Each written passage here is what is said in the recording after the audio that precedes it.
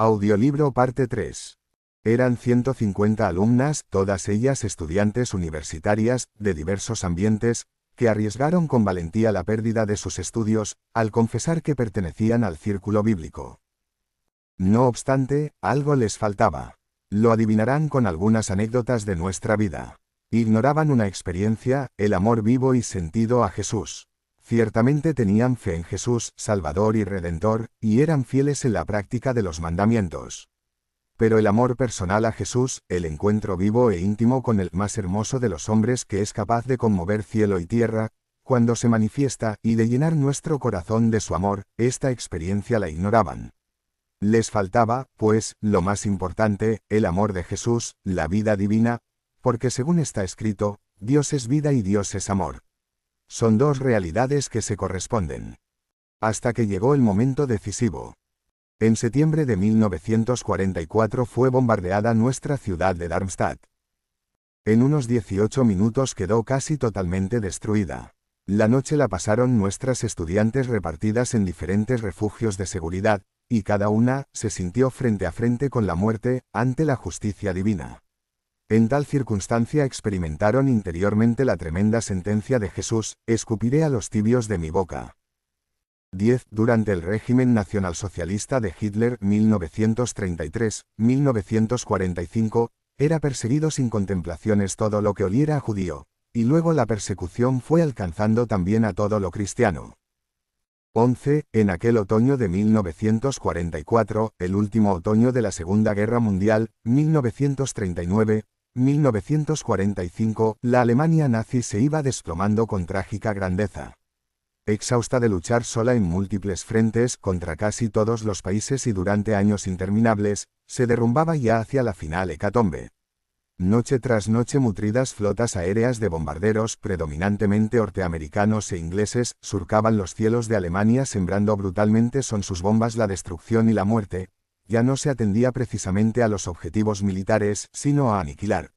Las poblaciones civiles vivían los mayores horrores, y las víctimas del fuego, de las explosiones y los derrumbamientos iban creciendo por cientos de miles cada día. Luego, solo hubo justicia, como siempre, para los vencidos. Entonces comprendieron la tibieza de sus relaciones con Jesús. Les faltaba el fuego del amor, que se manifiesta en la dicha inmensa de amar a Jesús. El amor es ardor, alegría, felicidad.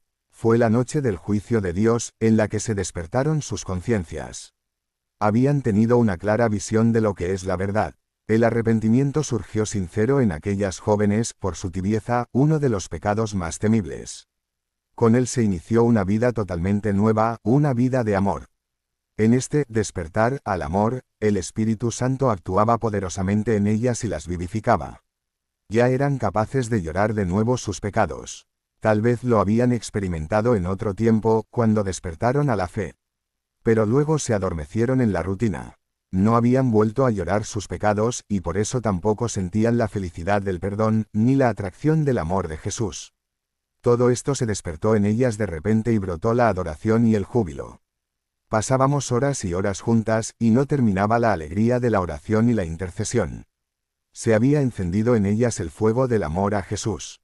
Luminador testimonio. Una vez más viene a confirmar la experiencia esa verdad, tan repetida por los maestros de la vida espiritual, de que, si el amor es el gran objetivo del vivir cristiano, nada tan a propósito para terminar en el amor, como empezar por el santo temor, el temor de Dios, reiteradamente presentado por las páginas sagradas como insustituible comienzo de la sabiduría. Vivir y revivir la compunción, o lo que es lo mismo, aprender a llorar los propios pecados, trae por consiguiente los más saludables efectos en el desarrollo de la vida espiritual. Comprendemos ahora el alcance de la gracia que se nos promete como respuesta del cielo a nuestras subidas penitenciales a Garabandal, Calvario.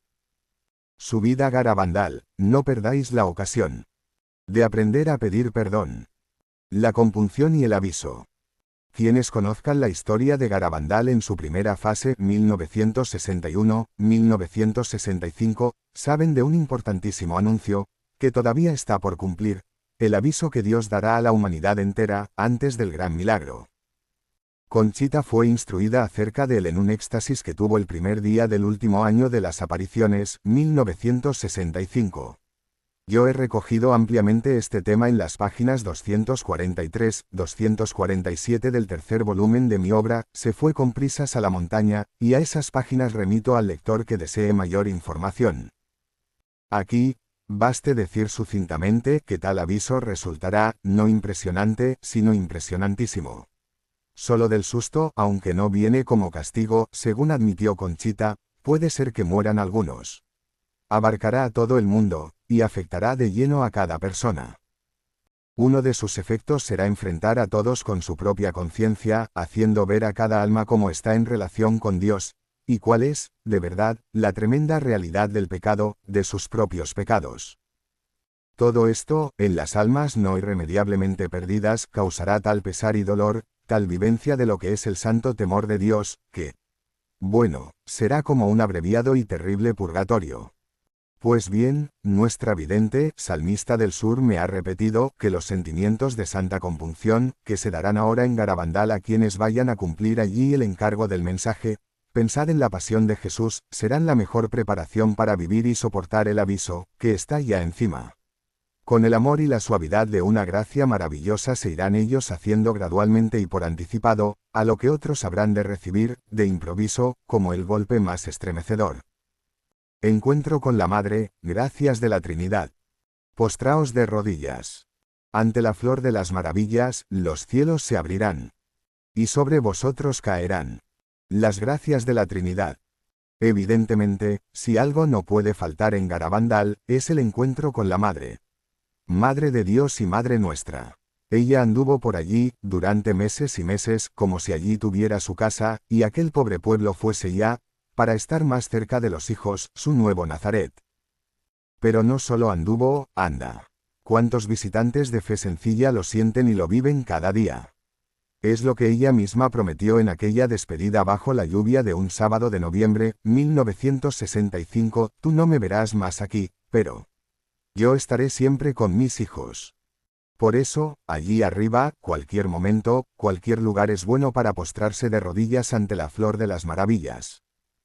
Y por si esto fuera poco confortador y estimulante, ahora se nos dice que, además, sobre los así postrados, los cielos se abrirán y para ellos caerán las gracias de la Trinidad. Las gracias proceden siempre de Dios, de la SMA. Trinidad, pero hasta nosotros siguen un hermoso camino, del Padre, del Hijo y del Espíritu Santo confluyen en María, y por ella continúan luego, aún más preciosas, hacia nosotros. Oh maravillosa intermediaria. No lo olvidemos nunca, ella es Madre de Dios. Para conseguirlo, todo. Madre de los hombres, para concederlo todo. Nuestra vidente, salmista repite y repite, sin cansarse ni acabar de explicarse, cómo ella ve y entiende a María metida en la Trinidad. Y a la Trinidad como instalada en María.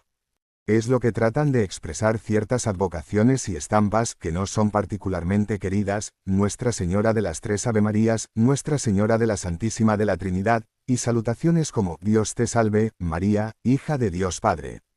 Dios te salve, María, Madre de Dios Hijo. Dios te salve, María, Esposa de Dios Espíritu Santo. Dios te salve María, Templo y Sagrario de la Santísima Trinidad.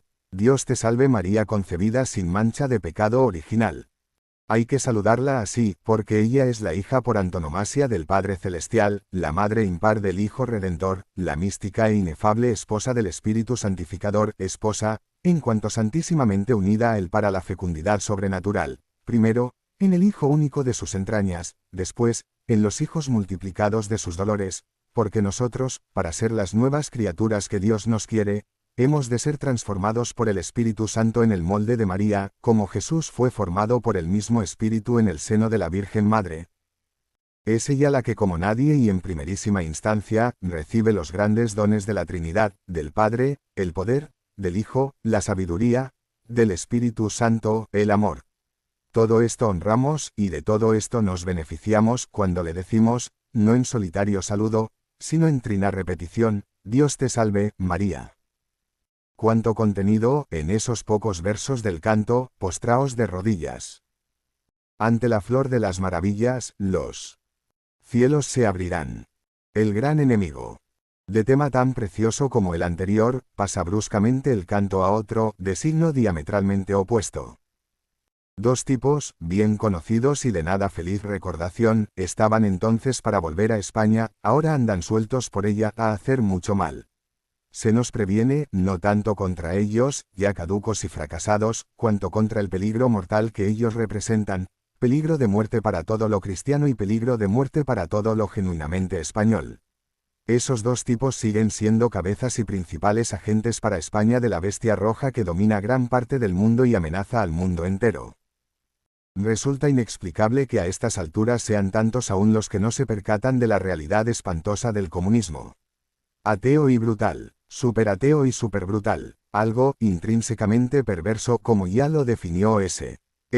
Pío VI en la encíclica Divini Redemptoris. Y son ahora bastantes laicos que se llaman cristianos, no pocos clérigos, y hasta me temo que ciertos prelados, quienes le están prestando los mejores servicios. Por lo que se refiere a España, mientras los de Cristo dormitábamos tranquilos en la paz de Franco, ese enemigo de Dios y de los hombres llevaba tenazmente adelante su obra corrosiva. Ha ido corroyendo amplia y sustancialmente a la universidad, manipula ya gran parte de la prensa, tiene agusanada a la Iglesia, empieza a socavar la unidad y la moral de las Fuerzas Armadas, tantea pervertir la misma administración de justicia con intentos como ese de justicia democrática. Es la muerte para la patria. Y no digamos para la Iglesia. Cuando preguntaron a Loli, después de las impresionantes noches de los gritos, qué era aquel espantoso mal que iba a venir y que traería como consecuencia que la Iglesia diera la impresión de haber desaparecido, ella contestó sin titubeos, aunque no entendiese bien de qué se trataba, la Virgen nos dijo que ese gran mal se llama comunismo. La Virgen ya había hablado de él, con palabras de grave preocupación, mucho tiempo antes, en Fátima, y precisamente, el año en que ese engendro del poder de las tinieblas se adueñaba de la inmensa Rusia y se instalaba firmemente allí, como base para su acción mundial, el año 1917.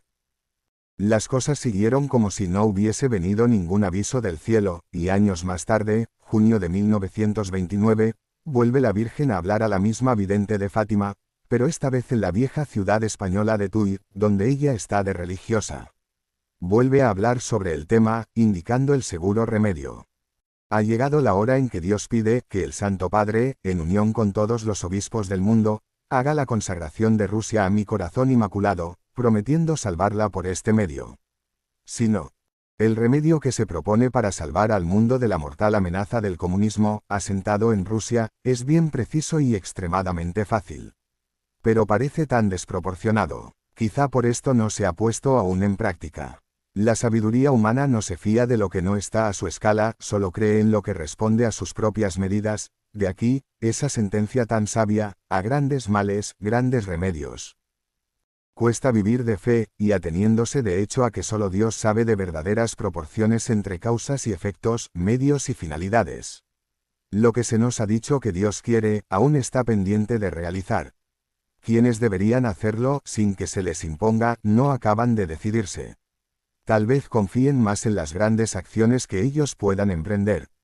Tal vez estén impedidos por un sutil respeto humano, como les juzgarían los doctores y escribidores que tienen voz más fuerte en la actual algarabía de la Iglesia. Esa distinguida intelectualidad eclesiástica no puede tomar en serio cosas que vienen de visiones y mensajes de indocumentados. No tenemos ya bastante con su cerebro, sus libros y sus títulos académicos. Por desgracia, abunda mucho el orgullo intelectual, es el gran pecado que seca y esteriliza a no pocos hombres de Iglesia.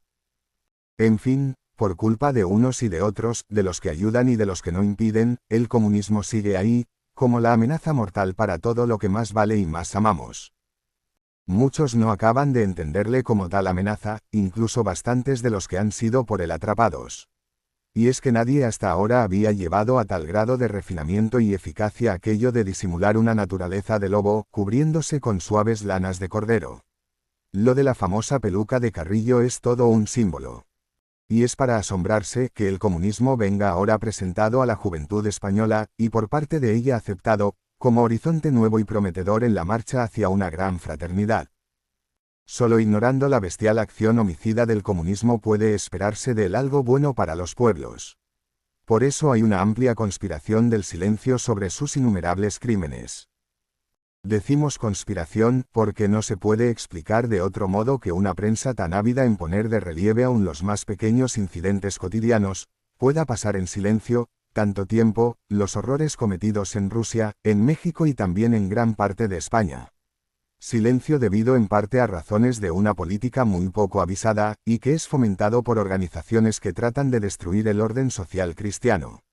Así Pío XI hace ya 40 años, en su encíclica Divini Redemptoris. Nada hay tan viejo y envejecedor.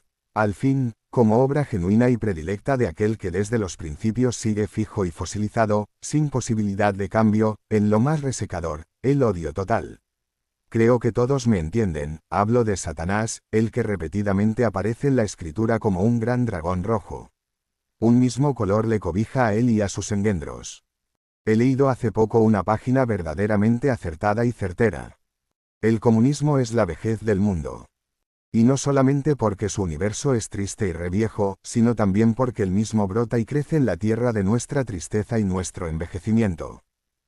Tenemos en él la esclerosis y la recaída de nuestra historia humana, en él se nos presenta la vejez del mundo contemporáneo y de la misma humanidad. Si el porvenir le pertenece, como quiere hacernos creer, esto será el fin de la historia, en el fracaso, en la muerte, en la nada. Todo lo que llevamos en nosotros de peor, desde el comienzo del mundo moderno, más aún, desde el comienzo de la humanidad, encuentra en el comunismo su coleccionista, su unificador, su organizador. En él tenemos la caricatura formidable de nuestras injusticias, de nuestros despotismos, de nuestros abandonos y deserciones. Él se ha apoderado de todo esto, y, llevándolo al extremo, lo ha fundido en la eficacia químicamente pura de la tiranía y la destrucción. Él, en fin, es el fruto último de la apostasía de las naciones cristianas. La herejía definitiva. Más allá de lo intrínsecamente perverso, alcanzado por fin en él, ya no nos queda nada. Que cuantos puedan, luchen activamente, por todos los medios, contra ese enemigo mortal de Dios y del hombre, de la Iglesia y de la patria. Es fácil saber lo que nos va a dar el comunismo, basta mirar a lo que ya nos dio cuando pudo actuar sin careta y sin peluca. Pío XI lo denunció al mundo en un documento de máxima seriedad, la encíclica Divini Redemptoris, fechada el 19 de marzo de 1937, año de la Guerra de España.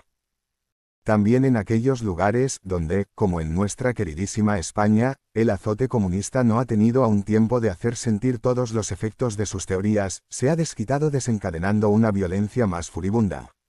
No ha detribado alguna que otra iglesia, algún que otro convento, sino que, cuando le fue posible, destruyó todas las iglesias, todos los conventos, y hasta toda huella de religión cristiana, aunque se tratase de los más insignes monumentos del arte y de la ciencia.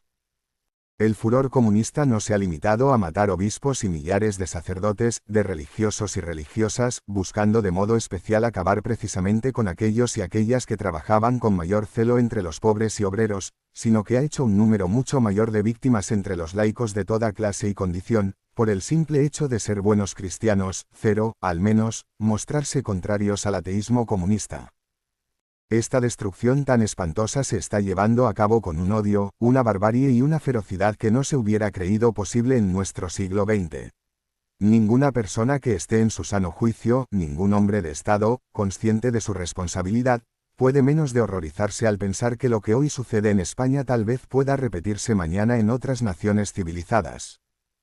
Pero a todos se nos pide ahora que no descuidemos el medio decisivo, la oración. Y que nos entreguemos a ella especialmente en Garabandal. Los de poca fe pensarán que eso y perder el tiempo es lo mismo. Pero nosotros vemos las cosas desde otra perspectiva. Desde aquella en que se había situado Juan Donoso Cortés, gran seglar cristiano, gran español, cuando escribía desde Berlín a París, a su amigo el conde Alberico de Blanche, el 21 de julio de 1849. Amigo mío, creo que los que oran, hacen más por el mundo que los que simplemente luchan, y que si el mundo va de mal en peor, es porque son más las batallas que las oraciones. Si pudiéramos penetrar en los secretos de Dios y de la historia, tengo para mí que nos habíamos de asombrar ante los prodigiosos efectos de la oración, aún en las cosas humanas. Mi convicción en esto es tan firme que creo que si hubiera una sola hora de un solo día, en que la tierra no enviase ninguna oración al cielo, ese día y esa hora serían el último día y la última hora del universo. ¿Qué alcance, qué dimensión podemos ver ahora en ese repetido, subid, subid a Garabandal? Hemos de hacerlo con el espíritu del viejo Salmo bíblico 23. Del Señor es la tierra y cuanto la llena, el orbe y todos sus habitantes. Uno la fundó sobre los mares, él la afianzó sobre los ríos. ¿Quién puede subir al monte del Señor? ¿Quién puede estar en el recinto sacro? El hombre de manos inocentes y puro corazón. Ese recibirá la bendición del Señor. Le hará justicia el Dios de salvación. Este es el grupo que busca al Señor. Que viene a tu presencia, Dios de Jacob. Portones, alzad los dinteles. Que se alcen las viejas compuertas. Va a entrar el Rey de la Gloria. No podemos ver en esta nueva hora de Garabandal un nuevo y especial cumplimiento de lo que Jesús dijo un día a propósito de su hora. Está encima el juicio de este mundo. Ahora el príncipe de este mundo va a ser echado fuera. Y yo, cuando sea levantado sobre la tierra, los atraeré a todos hacia mí. Decía esto, anota el evangelista, refiriéndose a la clase de muerte que iba a tener. Que pronto veamos a Cristo, en su imagen de inmolado por todos, alzándose sobre los montes de Garabandal, para llenar e iluminar nuestros horizontes. Hacia él seremos misericordiosamente atraídos. Ante él seremos salvadoramente congregados. Y prepararemos su hora. Y para el mundo brillará de nuevo la esperanza. Canto Salmo 2, 7 de agosto de 1976. La patria en peligro. El canto, salmo que ahora vamos a ver, ya no nos afecta solo en una dimensión predominantemente íntima y personal, como el anterior, sino que nos considera en esa otra dimensión, tan imprescindible aquí y ahora, de ser miembros vivos y activos de la gran realidad político, social que esa patria, unidad de destino, en lo universal, de muchos hombres y muy diversos grupos o gentes. El destino de España, su mismo ser, está fuertemente ligado a su actitud religiosa, que para ella es medular. Nosotros, que en cuanto católicos rechazamos inequívocamente la abominación del laicismo, que tenemos igual repulsa para las tesis del liberalismo político, que no podemos admitir que las personas tengan Dios y las sociedades le ignoren o le nieguen, nosotros sabemos que España está para algo, en medio de las demás naciones o patrias, y creemos, apoyada esta fe en firmes motivos, que Dios, por su bondad, no por nuestros méritos, quiere contar con ella para una alta misión al servicio de su reino en el mundo. Nosotros hacemos nuestro, sin titubeos, aquello que el insigne Menéndez Pelayo escribió al rematar meditativamente su Historia de los heterodoxos españoles. Ni por la naturaleza del suelo que habitamos, ni por la raza, ni por el carácter, parecíamos destinados a formar una gran nación. Sin unidad de clima y producciones, sin unidad de costumbres, sin unidad de culto, sin unidad de familia, sin conciencia de hermandad ni sentimiento de nación, sucumbimos ante Roma, tribu a tribu, ciudad a ciudad, hombre a hombre, lidiando cada cual heroicamente por su cuenta, pero mostrándose impasible ante la ruina del pueblo limítrofe, o más bien regocijándose de ella. España debe su primer elemento de unidad, en la lengua, en el arte, en el derecho, al latinismo, al romanismo. Pero faltaba otra unidad más profunda, la unidad de creencia. Solo por ella adquiere un pueblo vida propia y conciencia de su fuerza unánime, solo por ella corre la savia de la vida hasta las últimas ramas del tronco social. Esta unidad se la dio a España el cristianismo. La Iglesia nos educó a sus pechos, con sus mártires y confesores, con sus grandes padres, con el régimen admirable de sus concilios. Por ella fuimos nación, y gran nación, en vez de muchedumbre de gentes colecticias, nacidas para presa de la tenaz porfía de cualquier vecino codicioso. ¿Quién contará todos los beneficios de vida social que a esa unidad religiosa debimos? No hay en España piedra ni monte que no nos hable de ella, hasta con la elocuente voz de tanto santuario en ruinas. Si en la Edad Media nunca dejamos de considerarnos unos, fue por el sentimiento cristiano, la sola cosa que nos juntaba. Había una fe, un bautismo, una grey, un pastor, una iglesia, una liturgia, una cruzada eterna, y una legión de santos, que iban combatiendo con nosotros, desde Causegadia hasta Almería, desde el Muradal hasta la Higuera. Dios nos concedió la victoria, y premió el esfuerzo perseverante, dándonos el destino más alto entre todos los destinos de la historia humana, el de completar el planeta, el de borrar los antiguos linderos del mundo. Un ramal de nuestra raza forzó el cabo de las tormentas. y el otro ramal fue aprender en tierra intacta aún de caricias humanas, donde los ríos eran como mares, y los montes, veneros de plata, y en cuyo hemisferio brillaban estrellas nunca imaginadas por Ptolomeo ni por Hiparco. Dichosa edad aquella, de prestigios y maravillas, edad de juventud y de robusta vida. España era o se creía el pueblo de Dios, y cada español, cual otro Josué, sentía en sí fe y aliento bastante para derrocar muros al son de las trompetas o atajar al sol en su carrera, nada parecía ni resultaba imposible. La fe de aquellos hombres, que parecían guarnecidos de triple lámina de bronce, era la fe que mueve de su lugar las montañas. Por eso, en los arcanos de Dios les estaba reservado, el hacer sonar la palabra entonces, el límite del mundo terráqueo, por occidente, se ponía siempre en las aguas de ese océano, que era designado como Mare Tenebrosum, nadie osaba aventurarse por él, envuelto como estaba de misterios amenazadores, nadie quería ponerse a un viaje sin retorno.